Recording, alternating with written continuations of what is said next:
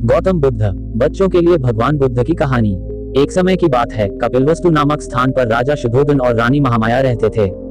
रानी महामाया ने लुम्बिनी गार्डन में एक प्यारे से बच्चे को जन्म दिया, जिसका नाम सिद्धार्थ रखा गया। दुख की बात यह है कि जन्म देने के 7 दिन बाद रानी की मृत्यु हो गई। जब सिद्धार्थ बड़े हुए तो काला देवाला नाम के एक बुद्धिमान व्यक्ति ने राजा को सूचित किया कि वह ऐसी चीजें देखेंगे जो उन्हें दुखी कर देंगी और उन्हें जंगल में भागने के लिए प्रेरित करेंगी। परिणाम स्वरूप राजा ने सिद्धार्थ को कभी भी शाही दीवारों से बाहर नहीं जाने दिया। सिद्धार्थ एक प्रतिभाशाली और हंसमुख युवक था जो दयालु और देखभाल करने वाला था। एक दिन सिद्धार्थ और उनके चचेरे भाई देवदत्त पैदल जा रहे थे। देवदत्त ने एक हंस को देखा और उसे वहीं मार गिराया। जब सिद्धार्थ ने घायल पक्षी को देखा तो वह घबरा गए। उसने अपने शरीर से तीर निकाला और घाव पर कुछ जड़ी बूटियां लगाईं। देवदत्त पक्षी चाहता था क्योंकि उसने उसे गोली मार दी थी, लेकिन सिद्धार्थ ने मना कर दिया। परिणाम स्वरूप वे अदालत चले गए। दरबार में बुद्धिमान व्यक्ति ने कहा कि हंस उसका है जिसने उसे बचाया, उसका नहीं जिसने उसकी जान लेने का प्रयास किया। राजकुमार परिपक्व होकर एक युवा व्यक्ति बन गया। राजा शुद्धोधन ने उनकी शादी प्यारी राजकुमारी यशोधरा से कर दी। राजा ने सोचा कि जब सिद्धार्थ का विवाह होगा तो वह कभी अपना घर नहीं छोड़ेंगे। दूसरी ओर सिद्धार्थ को महल में असंतोष महसूस हुआ। चलो महल के बाहर घूमने चलते हैं। उन्होंने एक दिन अपने नौकर चन्ना से आग्रह किया। रास्ते में राजकुमार को एक बुजुर्ग व्यक्ति मिला जो झुका हुआ था। राजकुमार का पहले कभी किसी बुजुर्ग व्यक्ति से सामना नहीं हुआ था। उन्होंने कहा, वह क्या है चन्ना? यह एक बुजुर्ग सज्जन है, चन्ना ने कहा। एक दिन राजकुमार, हम सभी बुजुर्ग होंगे।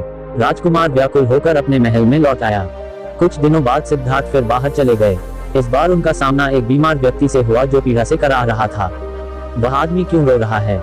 सिद्धार्थ को आश्चर्य हुआ, उसने पहले कभी किसी बीमार व्यक्ति को नहीं देखा। चन्ना ने जवाब दिया, वह स्वस्थ हैं और गंभीर दर्द के कारण कराह रहे हैं। सिद्धार्थ दुखी होकर महल लौट आए।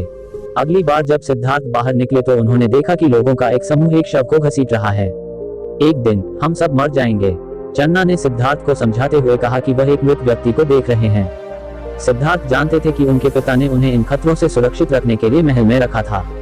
क्या हम सभी को बुरा, बीमार और मरना होगा?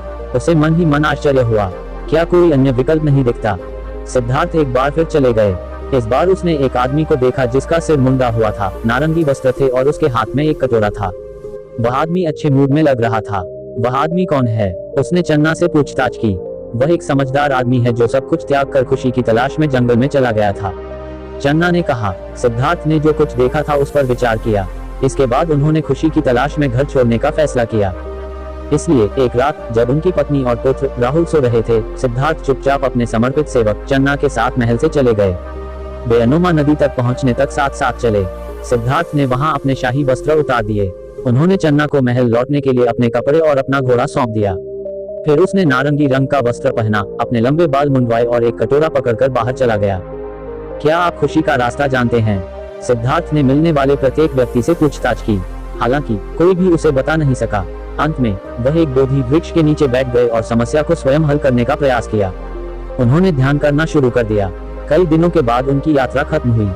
लोग उन्हें गौतम बुद्ध के रूप में संदर्भित करने लगे क्योंकि वह एक ज्ञानी व्यक्ति के रूप में परिपक्व हो गए थे। बुद्ध सभी जानवरों का पालन पोषण करते थे और उनके साथ दयालुता का व्यवहार करते थे। उनके ईर्ष्यालु चचेरे भाई देवदत्त ने एक बार बुद्ध पर हमला करने के लिए जंगली हाथियों को भेजा। दूसरी ओर हाथियों ने बुद्ध को देखते ही उनके सामने घुटने टेक दिए। गौतम बुद्ध के बड़ी संख्या में अनुयायी थे। वह एक स्थान से दूसरे स्थान पर जाते रहे और जो कुछ उन्होंने सीखा था उसे दूसरों के साथ साझा किया। उनके शिष्य संघ समूहों में विभाजित थे।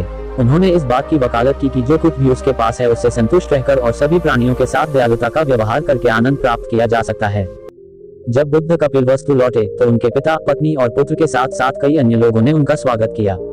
आनंद उनके रिश्तेदारों में से एक बुद्ध के समर्पित अनुयायी बन गए और उनके बड़े होने पर उनकी देखभाल करने लगे। बुद्ध अगले 45 वर्षों तक उपदेश देते रहे। उस समय वह पहले से ही 80 वर्ष के थे। अंत में कुशिनारा में वह साला पेड़ों के नीचे लेट गए और अपनी आखिरी सांस छोड़ी। निष्कर्ष, बुद्ध ने टिप्पणी की, इस दुनिया में नश्वर लोगों का अस्तित्व परेशानी भरा, क्षणभंगुर और पीड़ा से युक्त है।